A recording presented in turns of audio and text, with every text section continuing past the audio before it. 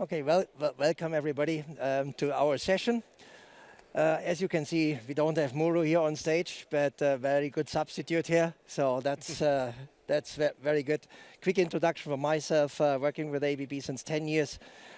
Was responsible in the last project for the technology, which introduced a central finance environment. We are coming a bit closer to the architecture later on in the stage. And now, since 1st of April, we started an ERP modernization journey, which is looking at transforming our ECC landscape into S4 on RISE over the next couple of years, 5, 7. We will see how long it lasts.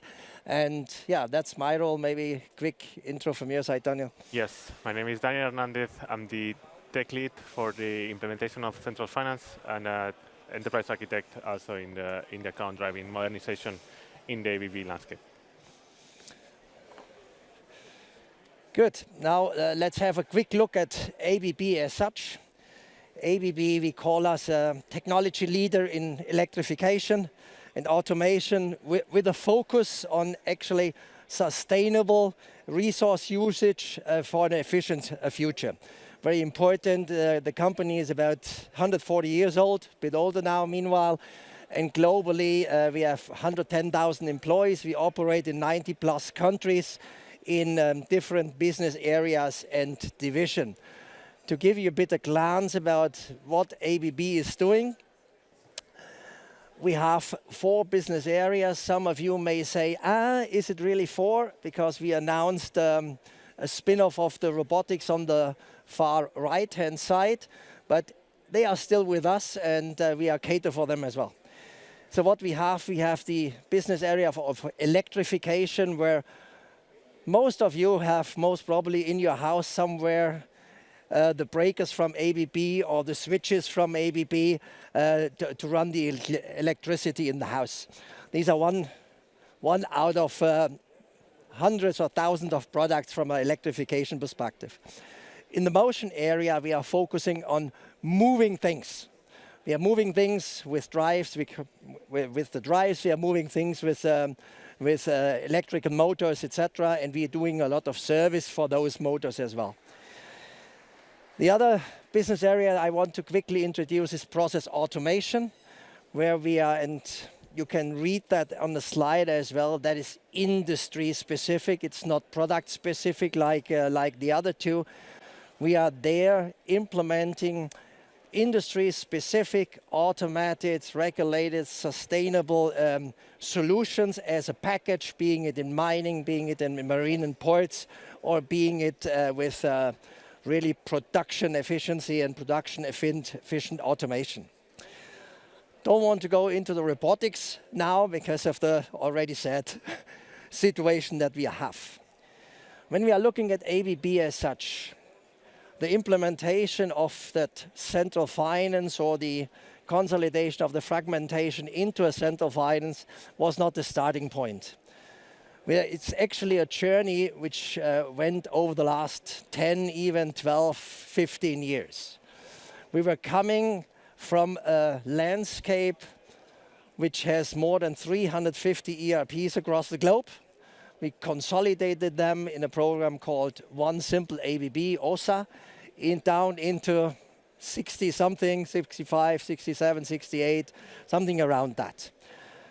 After this technical effort, the next step of the whole journey was to implement actually shared service centers, so that we can operate similar process in a similar way, still in different ERPs, but at least with the same approach.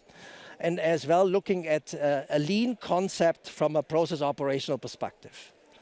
The next step that we then going through was we are building new capabilities. We are increasing the automation of these kind of things.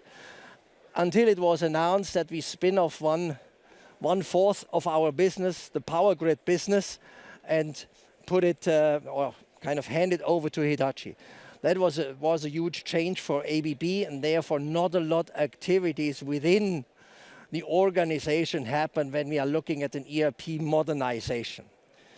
After that was closed now, we started 2 things. One is a bit of reorganization of ABB as such, we introduced the so-called ABB way, which actually moves from a more centralization into clearly decentralization, where, and we saw that before, business areas and division, where the divisions own P&L, make decisions. I'm pointing that out because that makes the whole decision making when we are looking at ERP and the landscape a bit more difficult. Requires more alignment, more kind of working together and collaboration. At that time, our business was not yet ready to talk about an ERP modernization. Even we are running our current landscape fully on ECC6, we couldn't align actually on a common way forward. So what we did, we looked at what can we build as a foundation. And the foundation for us was actually setting up a central finance environment in a program called Financial Transformation Program. And around that financial transformation program, we wanted to lay out a couple of things now. So on this slide, we see where are our ERPs, our end-to-end ERPs. We have 27. We have a lot of other productive instances. Middlewares, web dispatcher, etc. are not counted there because otherwise it would be much more. So what we need to see as well when we are looking at this landscape, there's a certain concentration in Europe. And these European systems are more or less country-oriented, whereas the systems in the US or South America or in China or India cover a lot of countries in one go. The biggest one is the system in India, where we have 42 countries placed there. What does it mean now when we are looking at our divisions? In all of those systems, all divisions are present, which comes back to that famous decision making.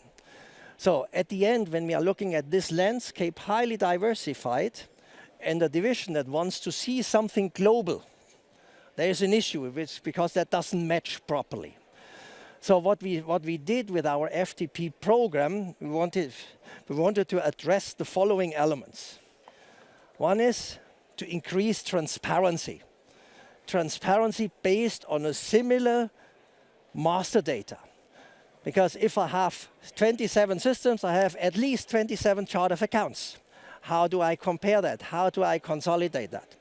So with the central finance, we wanted to address one chart of accounts to generate the right transparency down to the last element for the division on their level. The similar thing is then the accountability.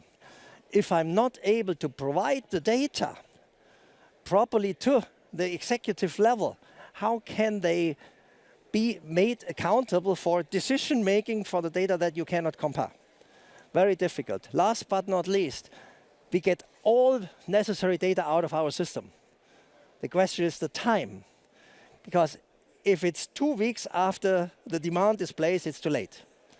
And these are the three main elements that we wanted to address with building up the central finance.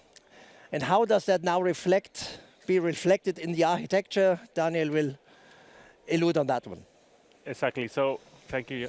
So to paint a more visual picture of the landscape supporting this transformation, as you see at the bottom, we have the ERPs.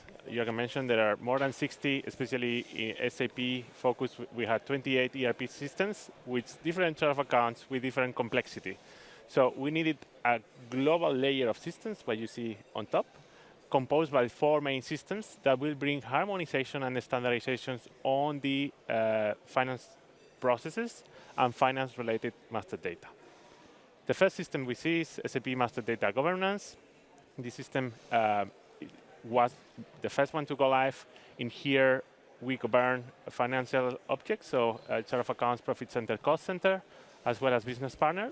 And it keeps in sync the local language of those objects to the global UDM defined now at the global layer in central finance. Second component, the biggest piece here and the more relevant for HANA Central Finance, we did 2-step approach.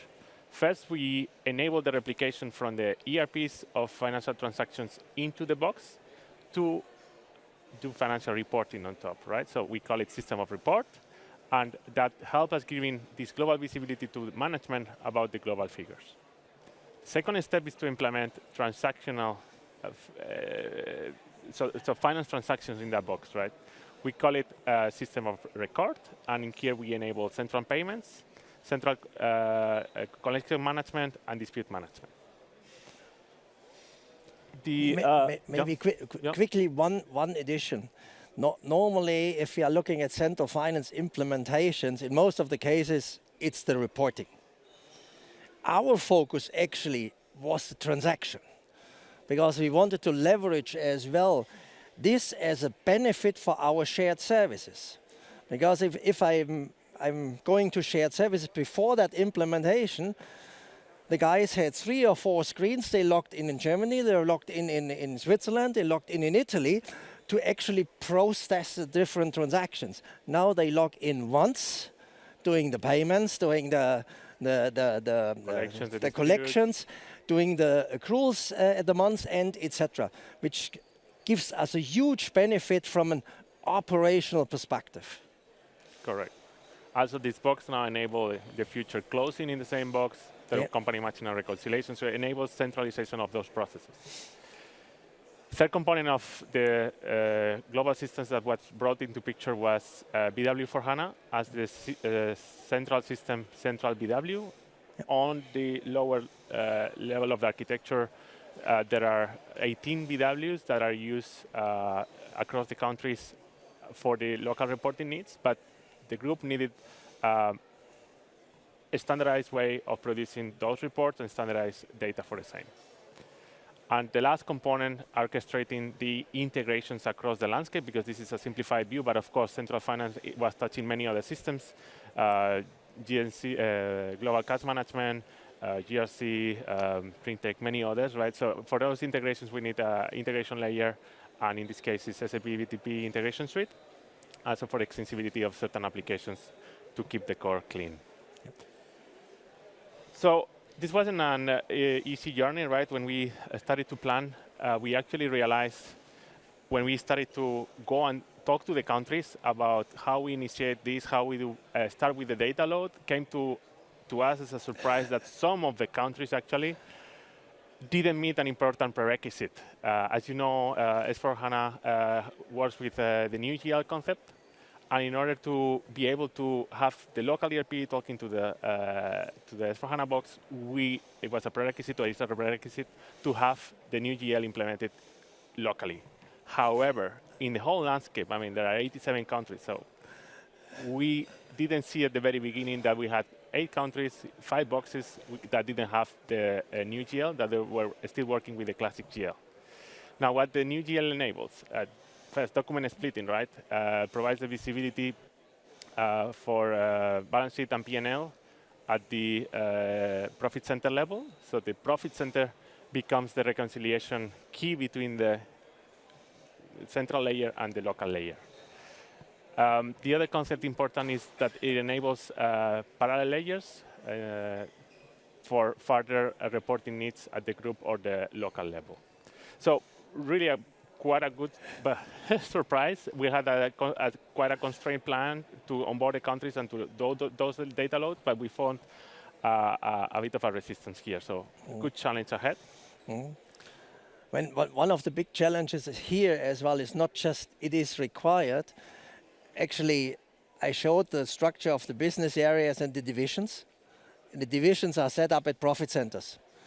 The divisions are responsible for P&L and balance sheet.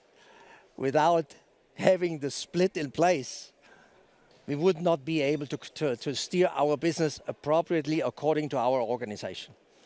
So it was highly demanded that we are actually getting this done. In addition to that one, we are running already our central finance deployments. So we need to look how do we slot that in properly, so that it fits as well with the go-live dates of the different countries.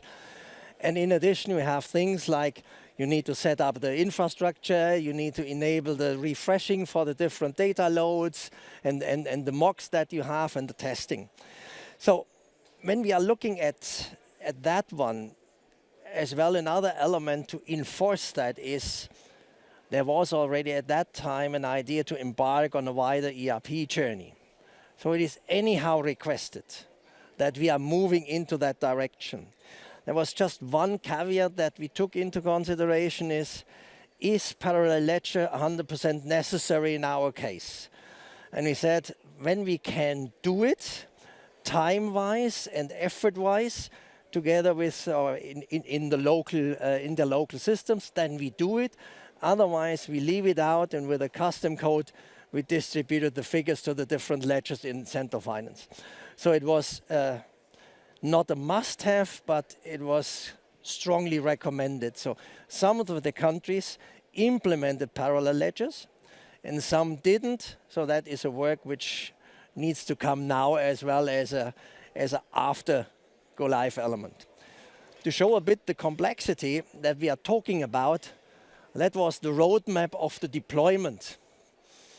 That means actually first deployment started in January 2023. Last deployment, 87 countries finally, ends in January 2025. Finally, end of March, hypercare was closed. So within that time frame, and you see the squares on the top, the squares were the countries where we had to introduce within that time frame actually the parallel ledger, respectively the document splitting activity. We recognized actually the shortcoming somewhere around December, January 2023.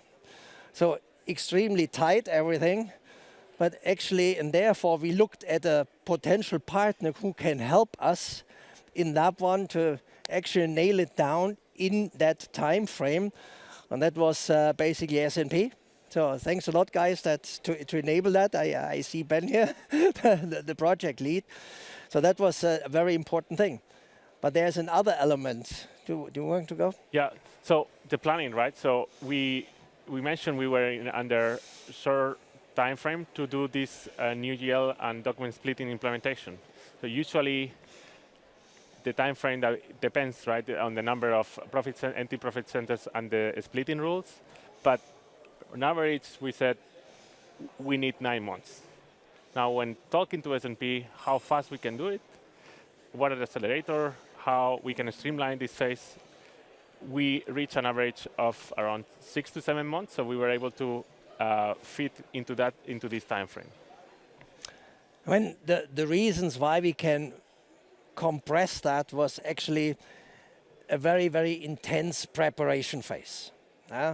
The business in the countries and as well the IT colleagues in the countries were sitting together with SNP, looking at the rule definitions, were directly involved in the mocks, in the test loads, directly address the issues that are coming out of those test loads, because otherwise we wouldn't be able to make it in that time frame. That was a very, very important element. The other thing why we're looking at SNP as well, beside the speed and the dedication of the team, was with Crystal Bridge we really had a fact-based analysis on that, what needs to be done for the rules. That was a huge help for us to actually then, because if you have facts on the table, you can hand it over to the business and say, look, these are the issues, or these are the mapping requirements, how to do that. What are the rules to actually get the document split into the different profit centers? The other element is we could not move our go lives around so that we are safe and nice and do it at the year end. We have to do it during the fiscal year. That's another element that was enabled actually by SNP. Then we had to as well do the activities in parallel, because otherwise no chance to get it done in that time frame. And last but not least, an important thing for our businesses as well is the downtime management. As I mean, we have factories that run 24/7. And to go to a factory manager and say, dear factory manager, now we shut down your environment for 6 hours. You will not become friends with that guy anymore. Mm-hmm. So therefore, we try to reduce it to the bare minimum so that that things can be done with the least possible impact on our running business. So that's a bit the story around the issues that we quickly saw popping up and how we addressed that. But now I want to give you as well a bit an overview of the FTP program. What does it mean for us? And I need to excuse a couple of numbers are a bit older, and we need to uplift them as well. So let me start with the first thing. We have one global chart of accounts. That's not only just one chart of accounts, it is an optimized chart of accounts. Because due to the fact what we have with our 30, 35-year-old environments, we have chart of accounts up to 12,000 accounts. Now we have a new operational chart of accounts of 3,500, which is valid for all companies across the globe. Then what we tried with the FTP program is as well to stick as much as possible to the standard. Yeah? People may say it's easy in finance. Yeah, logistics is the big thing. On the other hand, if we are looking at, and I'm not talking about fiscal requirements in the countries, it's as well behavioral processes in the countries, highly diversified. If you are in China and discussing with a customer or with a vendor, the whole thing, the whole agreements, the changes to agreements, to payment terms, and all things, completely different than if you do it here or in Italy. And that is something we as well enforced from a way of working so that we are closer to the standard. Could we come to a no or a clean core? No. And then I don't think that an organization like ours will ever come to a artificial clean core organization. The countries in scope, actually 87. And by the way, we are not 42 countries live on transactional finance, now it's 87. So which is a good thing as well. We had a very broad community about the involvement and decision making, especially in the design phase. And then of course deployment is just all hands on deck and to get it done. So we had more than 2,000 people involved in all that kind of things. And that purely for finance as well. We introduced 4 new applications, Daniel mentioned them. The Central Finance is our first S4 environment, then the PwC and the MDG. We have, meanwhile, not 8,000 finance users. There are more people now interested in the SAC reporting, margin reporting, etc. So we are, meanwhile, at 10,000 that we cover. Multiple go-lives achieved. It's more than countries because the go-lives for the MDG side, for the master data side, they were separately. That was not all in once. MDG was always went live 3 months, 4 months, no. Or even earlier before we went live because we wanted to use already those data to load up a harmonized way of a harmonized bucket of data for customers, vendors, chart of accounts into Central Finance. We definitely reshaped our organization in 2 ways. One is in GBS when we operate finance, but as well, and that might be interesting for you also, from a support perspective for the landscape. Because as well, when in former times we had, okay, landscape is live, I throw everything over the fence. Now it's, dear ERP COE team, it's your baby, you operate it. What we introduced now is we introduced a solution design operating team which is allocated closer to the business with a dedicated focus of that system or these systems. And a lot of stuff, solution design, even functional specifications are done there. What we are doing from an IS perspective is executing. We execute based on the functional spec from the demand. We execute the roles, responsibilities, and all that kind of thing. So that is as well a new way of working for us. That has And there is nothing right or wrong in that setup.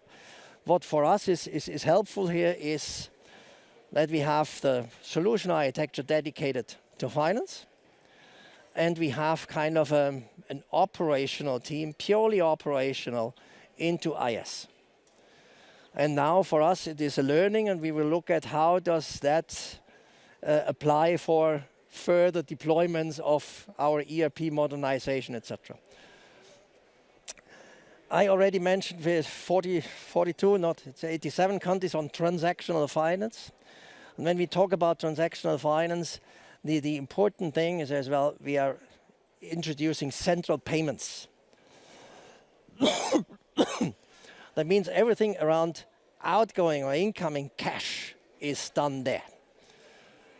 And our colleagues not far from here, sitting in these big buildings, they said, you cannot do that in Brazil. We actually introduced central payments in Brazil. And a couple of other things as well. So I think the depth of the implementation of transactional finance that we have is actually, I'm proud to say, the deepest one that you can get in the moment in the world. Last but not least, when we are covering with 40 to 32 languages the globe, and I hope our next program, the ERP modernization, with your help as well, will become similar successful as we have it for our FTP program.